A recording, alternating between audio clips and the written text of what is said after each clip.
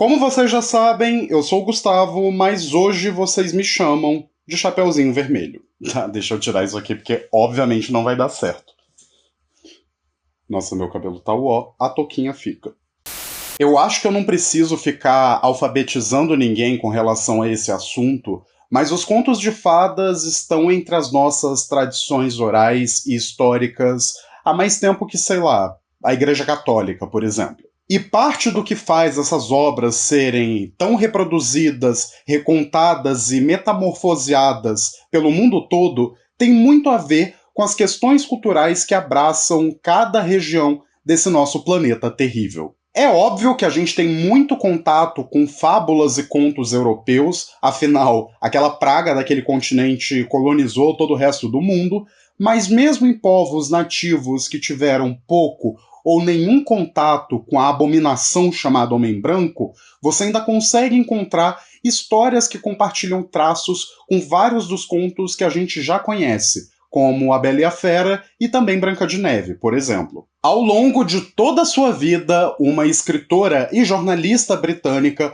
ousou desbravar os contos de fadas pelo que eles eram, como peças de mármore maciças, onde apenas o trabalho de mãos habilidosas seria capaz de transformar toda a beleza bruta da pedra numa escultura delicada, sensual e, acima de tudo, fabulosa. Meu nome é Gustavo Fiô e esse é o Fita Maldita. Hoje adentramos na Câmara Sangrenta em busca de princesas atormentadas, feras terríveis, gatos malandros e até mesmo lobos sedutores. Eu convido vocês a embarcar nessa jornada pela vida e pela obra de Angela Carter, uma das minhas autoras favoritas, enquanto a gente explora um pouco de sua coletânea seminal, The Bloody Chamber and Other Stories.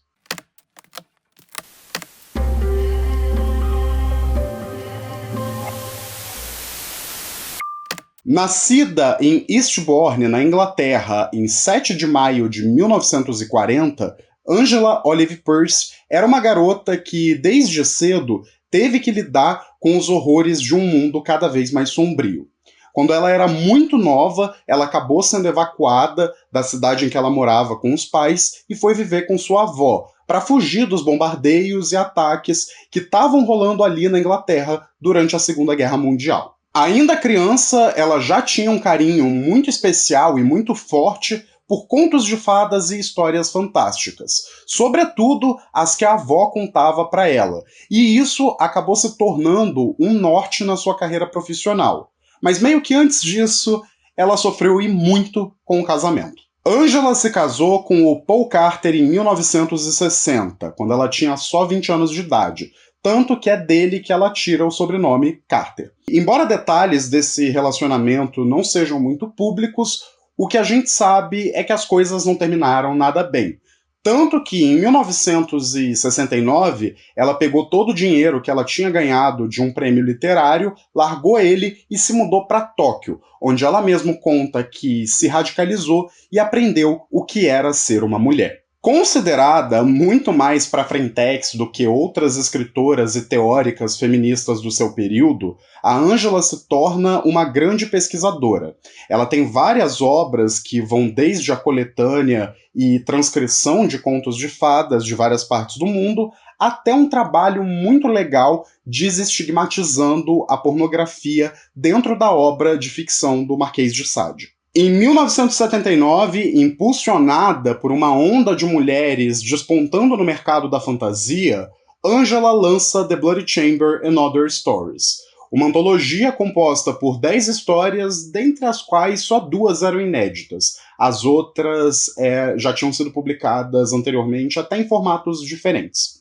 E todas essas histórias elas operam como releituras ou reinterpretações de contos de fadas clássicos. Em alguns casos, há mais de uma história baseada no mesmo conto de fadas, em outras, ela se desvia bastante do material original e parte em busca de outras referências. Mas, de uma forma ou de outra, a intenção da autora era reviver essa chama pelas narrativas fantásticas que, na visão dela, não deviam ser limitadas a enredos infantis. Porém, contudo, entretanto e todavia, pode ir tirando seu cavalinho da chuva antes de dizer que os contos da Ângela são versões adultas dos contos de fadas. Numa entrevista que ela deu para o John Haffenden em 1985, alguns anos depois da publicação do livro, a Ângela inclusive sentou o pau na edição americana que tentou emplacar a antologia desse jeito. Minha intenção não era fazer versões, ou, como dizia a versão americana do livro horrivelmente,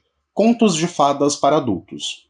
Na verdade, eu queria extrair o conteúdo já latente nas histórias tradicionais. Galera, vai dar não. Hoje vamos ficar de cabelo ó mesmo. Em outras palavras, a autora sempre rejeitou que sua própria obra fosse vendida sob essa ótica do violência, sexo, sangue, morte.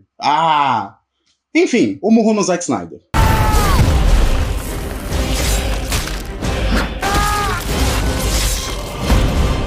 Kneel before me. Beg my hammer's mercy. Parte grande disso está diretamente associado ao que eu ando falando naqueles últimos vídeos que estão saindo aqui no canal, que é os contos de fadas, seja na tradição oral ou naqueles compilados pelos Grimm, pelo Perrault e etc., não eram, pelo menos a princípio, histórias voltadas para um público infantil. Isso vem bem depois, na verdade começa a ganhar força lá no século XIX, com livros ilustrados e versões mais amenas dessas narrativas, só que acaba estourando de vez lá no século XX com a popularização da Disney. A gente não precisa ir muito longe, basta pensar aí nas versões mais antigas de Cinderela, em que as irmãs dela mutilam os pés, ou então A Bela Adormecida, que em algumas representações conta com alguns elementos muito fortes de abuso sexual. E até histórias que não foram tão alteradas de lá pra cá, como João e Maria, por exemplo, ainda tem o seu pezinho ali no grotesco, né? Literalmente, eles cozinham a bruxa viva no final. Então, o que a Ângela faz nessa coletânea é apresentar ideias, perspectivas e nuances para esses personagens que são tão maleáveis, tanto textual quanto simbolicamente. Eu quero entrar em detalhes sobre cada um dos contos, então se você ainda não leu e quer manter as surpresas, pensa bem se você ainda quer ficar aqui. Senão o lobo mal te pega. Como eu tinha mencionado, The Bloody Chamber é composto por 10 contos, incluindo uma narrativa homônima, que é o que abre o livro. A Câmara Sangrenta, como veio traduzido em algumas versões aqui no Brasil, é uma releitura de Barba Azul, que é aquela história clássica em que uma mulher se casa com um barão e se muda para a casa dele, apenas para descobrir que ele tem uma masmorra secreta onde ele torturou e matou brutalmente todas as suas ex-esposas. Mais um dia normal no patriarcado.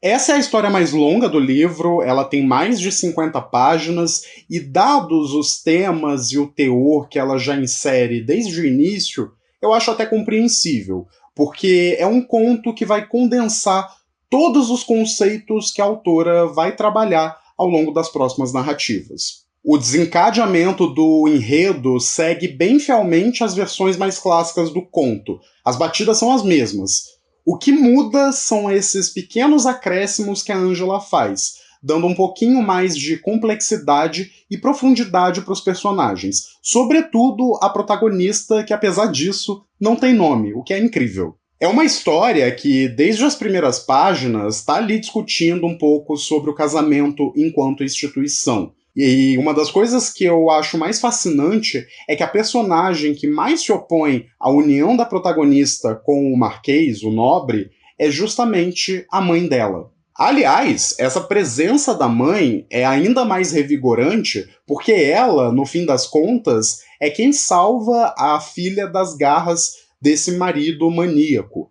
E você tem até um insert do passado dela e como ela foi responsável por salvar um vilarejo inteiro do ataque de um tigre. E eu não sei se vocês notaram, mas mães não costumam ser figuras muito ativas nos contos de fadas. Então isso aqui me pegou de jeito. Os 2 contos seguintes são releituras de A Bela e a Fera, e o mais impressionante, pelo menos para mim, é que a própria disposição deles na antologia, um atrás do outro, ajuda a ressaltar as diferenças, mas principalmente as semelhanças entre essas duas histórias. O primeiro se chama The Courtship of Mr. Lyon, e ele é uma releitura um pouco mais tradicional no que diz respeito ao conto.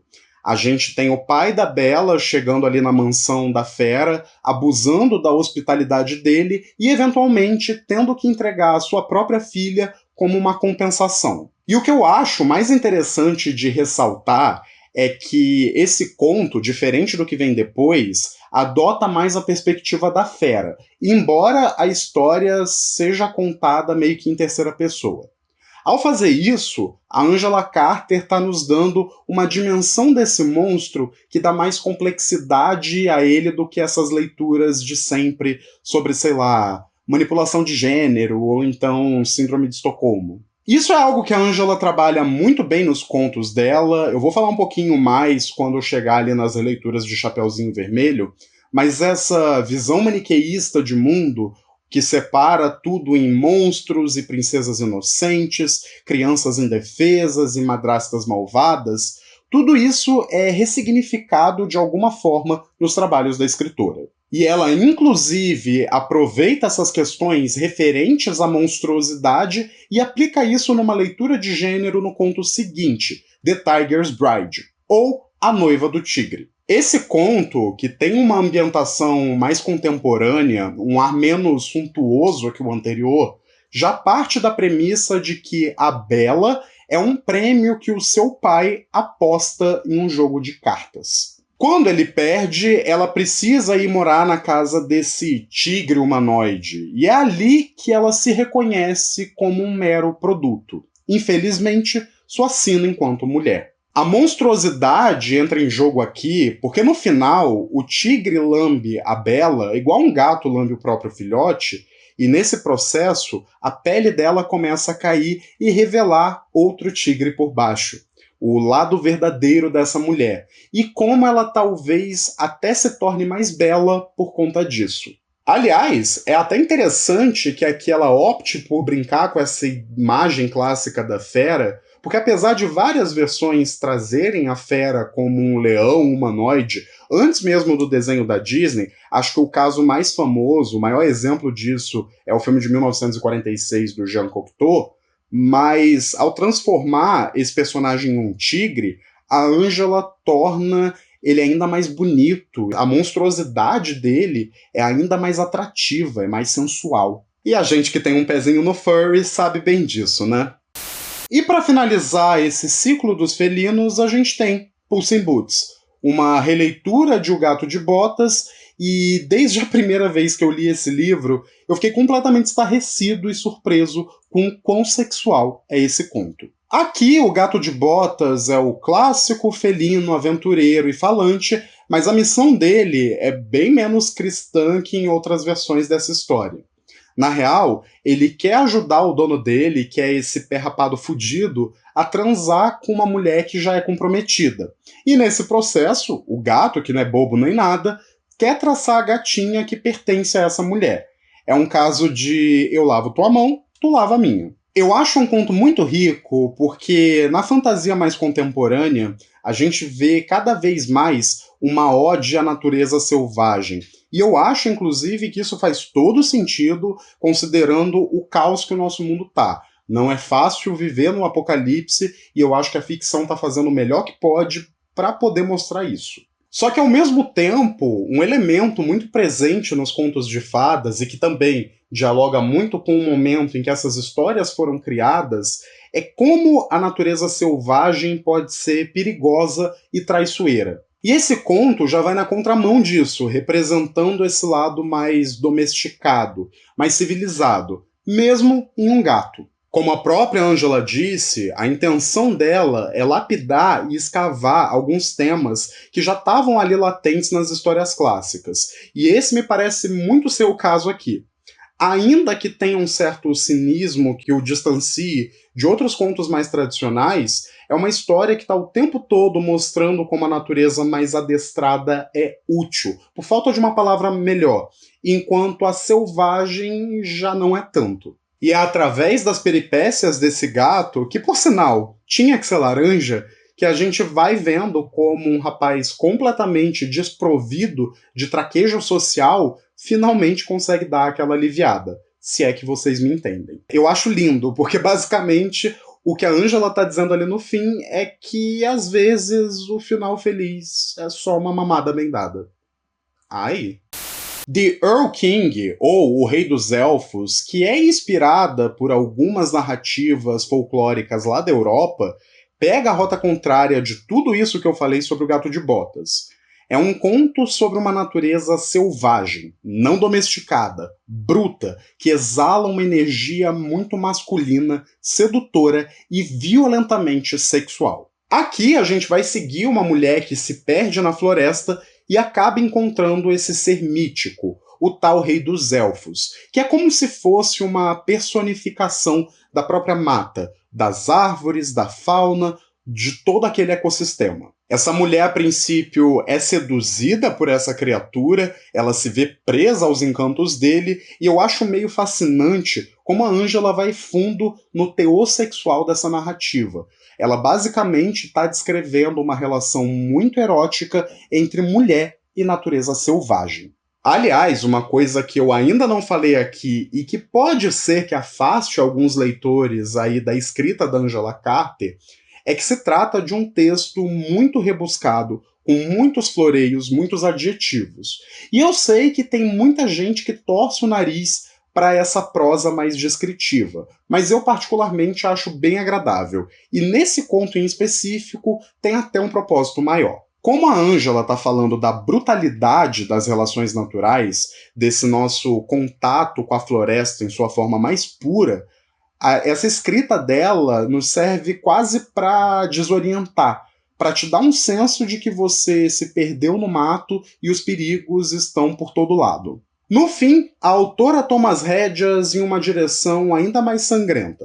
Essa criatura decide prender a nossa protagonista e transformar ela num pássaro enjaulado. E ela acaba usando o próprio cabelo dele para enforcá-lo, livrando-se de sua própria sina e libertando várias outras garotas que estavam presas e transformadas em pássaros ali naquele processo. Note que aqui tem uma brincadeira com a história bíblica de Sansão e Dalila, inclusive a própria Dalila é uma figura muito ressignificada em certas leituras mais feministas. E esse paralelo não me soa muito acidental, ainda mais considerando o tipo de narrativa que a Angela Carter escrevia. Logo após The Earl King, Angela dilacera os nossos corações e até mesmo as nossas morais com The Snow Child, ou A Filha da Neve, que é o conto mais curto do livro, tem só 2 páginas, mas eu acho o mais pesado de toda a antologia. Nessa trama, a gente acompanha um conde e uma condessa que estão ali viajando a cavalo juntos pela neve. E enquanto eles estão ali na estrada, o conde fala sobre como ele queria uma filha que fosse branca como a neve, vermelha como sangue e preta como a pena de um corvo. E assim que ele termina toda essa descrição, surge uma criança nua ali no meio da estrada. A condessa imediatamente nutre uma repulsa por essa garota, e eu acho brutal como Angela Carter consegue inserir toda a nuance, complexidade e motivação dessa personagem através de uma única frase. Ela era filha do desejo dele, e a condessa a odiava por isso. Então, já dá para sacar que esse conto é meio inspirado em Branca de Neve, mais precisamente uma variante mais obscura da fábula clássica. E a gente segue meio que a mesma narrativa, só que sem os anões, sem o príncipe e definitivamente sem final feliz. A condessa tenta, de várias formas, maltratar a garota.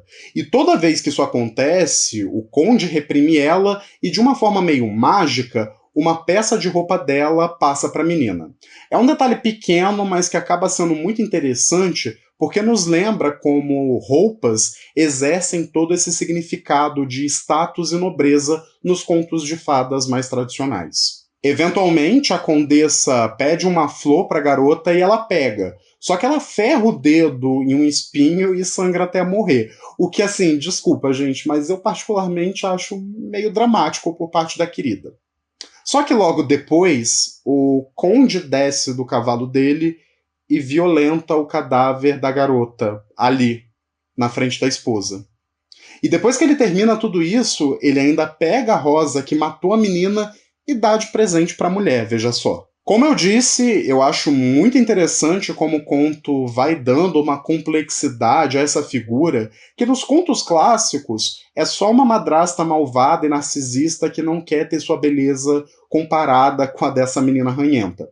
Aqui, essa inveja parte, na verdade, de uma violência do próprio patriarcado, que às vezes se manifesta de uma maneira muito ardilosa. E percebam, por sinal, como a Angela troca esse ponto clássico do beijo de amor verdadeiro por uma violência sexual e necrófila. Pesado, né?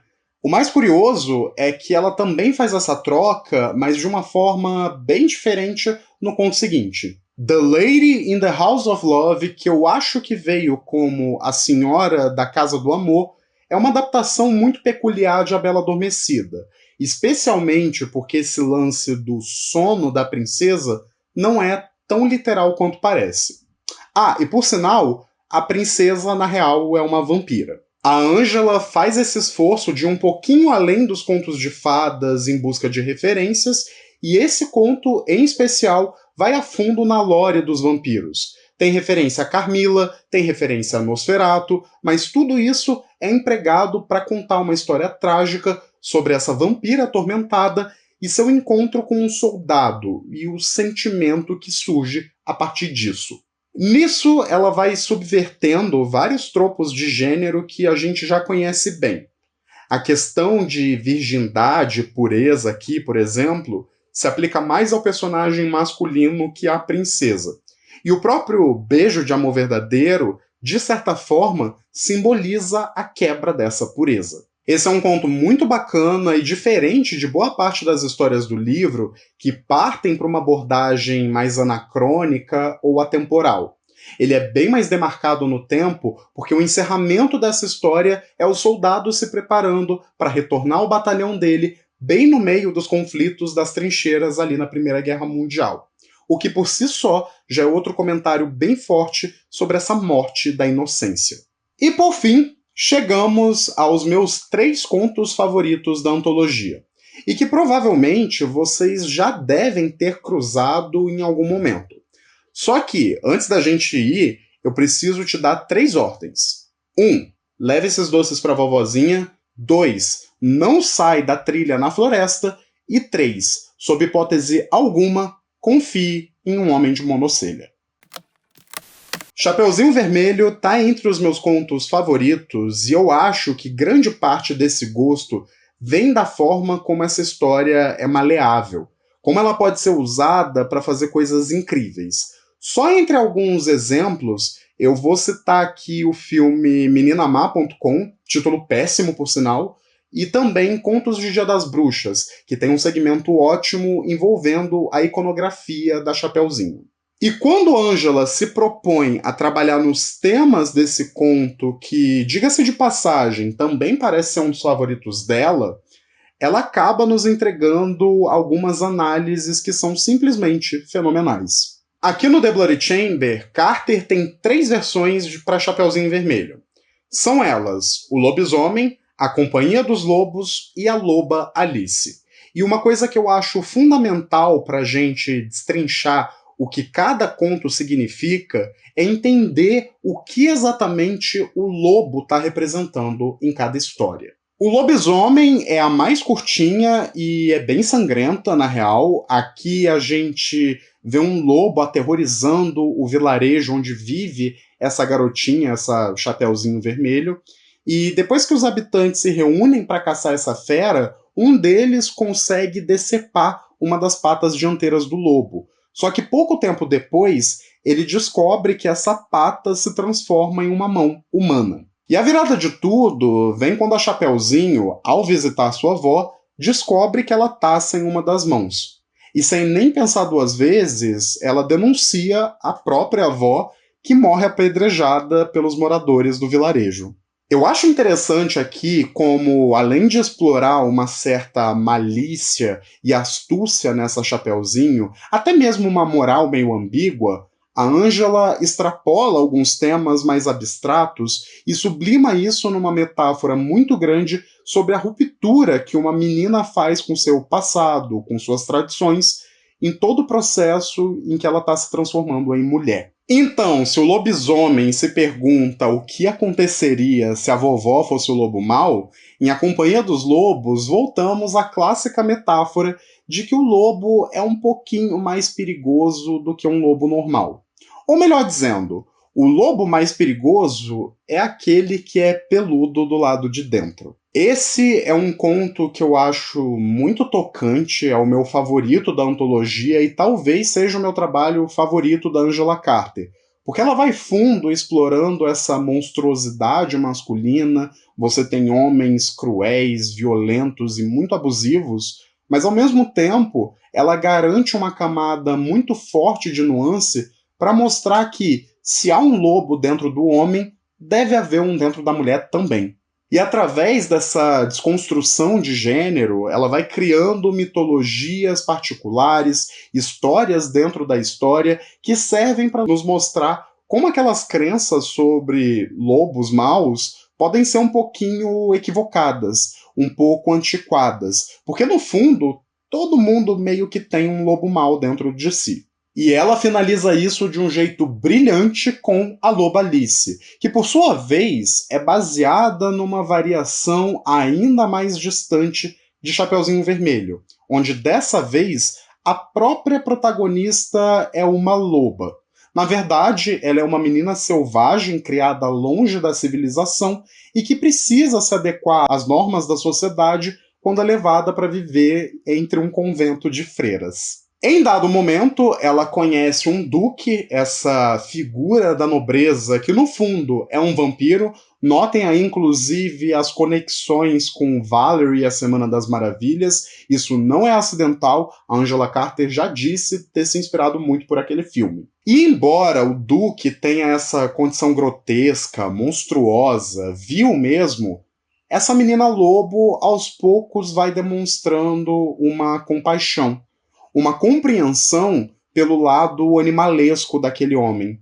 E nesse processo, ela também se entende enquanto mulher, mesmo ainda conservando sua própria selvageria. E é nesse momento que Angela rompe qualquer maniqueísmo que possa surgir dessas histórias, dando a nós um gostinho de que contos de fadas podem ser sim narrativas atuais, complexas, com muitas camadas e até lições para oferecer, ainda que eu não curta muito essa necessidade de moralização da arte. Aliás, percebam como ela resgata esse elemento da selvageria, da natureza em sua forma mais crua, e insere isso não fora do humano, mas dentro dele. Você tem dois seres monstruosos, grotescos, e a tragédia e a bênção compartilhada entre eles é tentar navegar em um mundo que os despreza. Em outras palavras, é a relação que qualquer sapatão nutre com seu melhor amigo viado. As obras de Carter ganharam várias adaptações, interpretações ao longo dos anos, e esses 3 últimos contos em particular serviram de base para A Companhia dos Lobos, filme de 1984 dirigido pelo Neil Jordan e que foi coescrito pela Angela Carter. Eu tenho muita coisa para falar desse filme, da minha conexão pessoal com ele, mas eu sinto que eu já me estendi um pouco aqui, então eu convido vocês aí a ficarem atentos para o próximo vídeo do canal. No mais, o que eu posso dizer é, leiam Angela Carter. Não só Câmara Sangrenta, mas também outras obras dela. Eu sei que a Dark Side tá para lançar um livro novo dela, tem outras editoras aí que vez ou outra trazem algum conteúdo dela para cá, e eu sinceramente acho que é uma escritora que merece muito mais atenção. Quando a gente fala de contos de fadas, a gente acaba reproduzindo uma perspectiva muito masculinista, e não é de propósito, mas é porque as nossas principais referências são homens. São os Grimm, é o Perrault, é o Christian Andersen, são os incontáveis filmes da Disney, 99% deles escritos e dirigidos por homens. Então, ter uma mulher que desafia essa perspectiva em um campo ainda mais disruptivo, aplicando leitura feminista e até um senso de revolta, é algo que enriquece muito o trabalho dela e que nos faz enxergar essas histórias tão tradicionais com outros olhos. Para encerrar esse vídeo, eu vou recomendar outro livro da autora, que é os 103 Contos de Fadas, publicado aqui pela Companhia das Letras. Esse livro compila uma centena de contos de fadas, como dá para perceber pelo título, de diversas partes do mundo, que Angela reúne em bloquinhos temáticos. É um livro muito rico, especialmente em termos de pesquisa. Os contos não são tão floreados e autorais como em A Câmara Sangrenta. É uma transcrição muito mais direta de narrativas orais. E eu acho um trabalho ótimo para quem quer compreender essa disseminação desses contos de fadas pelo mundo. Afinal, por que mesmo em lugares tão distantes, temos histórias tão parecidas?